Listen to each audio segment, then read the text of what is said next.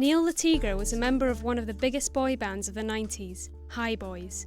Now, 32 years old and back living with his foster parents, Neil is taking his chances to pursue a solo career in the rapidly changing industry of pop music. We join Neil today at Rhythm Method Studios in London, where he is recording the vocals for what will be his debut single.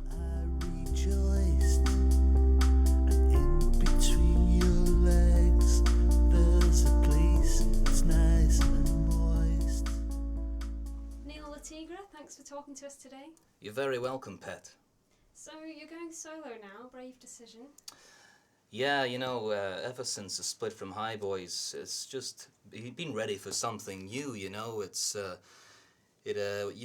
had all the good times with the boys, all the parties and the drinking and the pussy, and you're just ready for something new and exciting, so decided to go solo.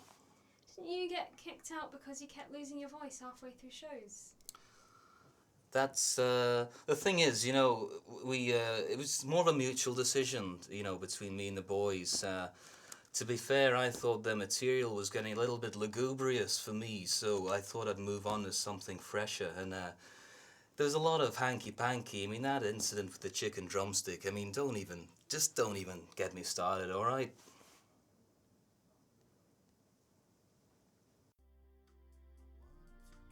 Neil's journey would not have been possible were it not for one man, producer Mike Stansfield. Mike found success in the 80s with acts such as Grunge Neckline and Balls Up. Following several lengthy court battles, problems with drink and drugs, and several broken marriages, he now finds himself as Neil's producer, manager, and sound engineer. So, you've known Neil Le Tigre for some time now? Yeah, I met him at a party in 2007, I think it was. He spilled my drink. I was pulling back to wallop in one, like you do. And he started to sing. And that was it. It was the most beautiful sound I'd have ever heard from a geezer's mouth. It was amazing. I cried, actually. So you decided to go into business together right there and then? No, I passed out, actually. You got to remember I was drinking quite heavily back then. But, with the grace of God and the love of 3 or 4 good women, it's all behind me now. And how long's it been since you stopped drinking? I ain't given up. I'm just up down to 1 bottle of Jack Daniels a day now. Neil, in between recording, what do you get up to in your spare time? Well, being a man of the world now, I picked up a few interests, I love precious metals.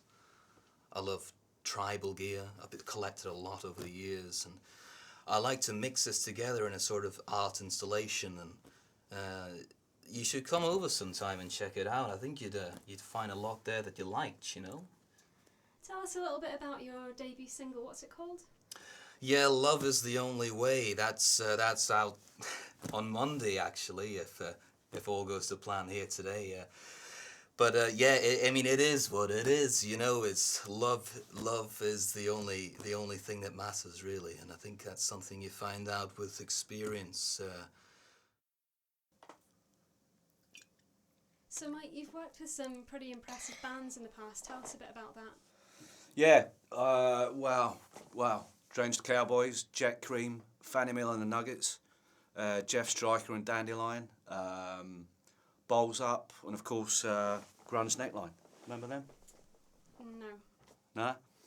Used to be the record to be the loudest metal band in the world at one time. I remember going to see them, and they were so loud my mate died. Just right there, just keeled over, died. It was a bit of a pain in the arse actually, because we had to sort of manoeuvre around him to the end of the gig, and then drag him outside to his mum and pile him in a Morris Minor, blue one I think, red leather seats. Speaking of famous acts, it's always a hot topic that you kept the surname of your ex-wife, Lisa Stansfield. Yeah, well, I thought it was drum up business, and look at me now, I do miss that beautiful cow though. Yeah! Boa constrictor, boa constrictor, boa constrictor. Neil, you're ready to What? You're joking me, right? No. Neil, what's happened? Basically, my rider's not turned up, and I specifically requested fruit salad, baby sausages, and milk, for the vocal cords, and none of it's arrived. There's been a hiccup with the delivery, So, just breathe and come on, be strong. Come on, you're professional, you're a tiger. Come on.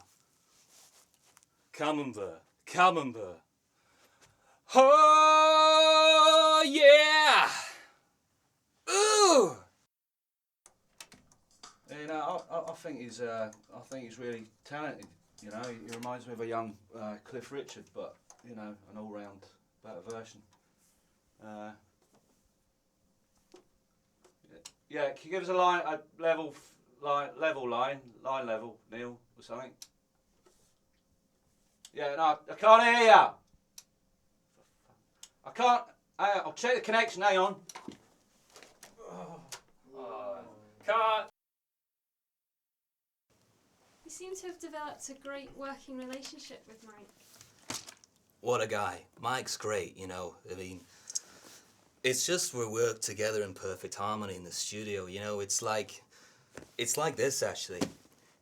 If I was here, and he was here, you just feel that, don't you? The harmony. It's like our working relationship, here and here. So you prefer to work semi-naked? Yeah, I worked with the great Johnny Mau Mau in the 80s, yeah. So it's him that taught you to work this way then, because it enhanced the sound or helped with creativity? No, just like it. But I also like animals, precious animals, and one of my favourites I've been breeding recently in the greenhouse is the raccoon, and it's perfect. It's such a beautiful animal. Its pelt is fantastic, and if you like, I'll show you my farm sometime and some of the animals that I keep there. I think you and me would get on all right, actually. Yeah. What was your name? Yeah, that's when I met my fourth wife. Where's Neil, by the way? Where's the little fucking Neil? Neil! Fuck's sake. He's in that fucking toilet again.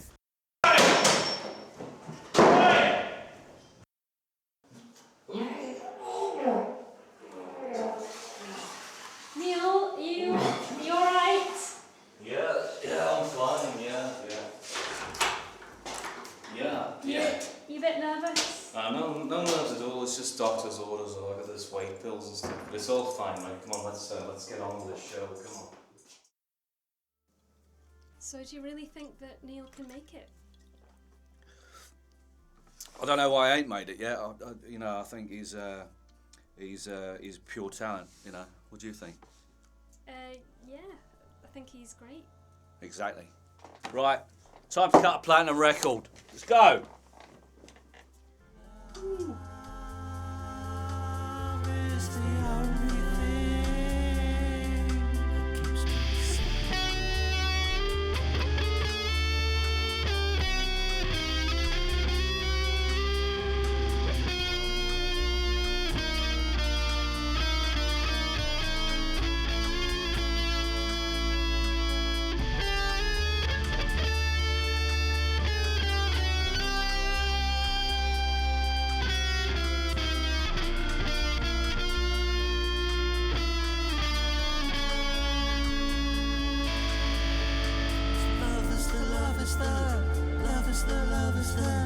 Love is the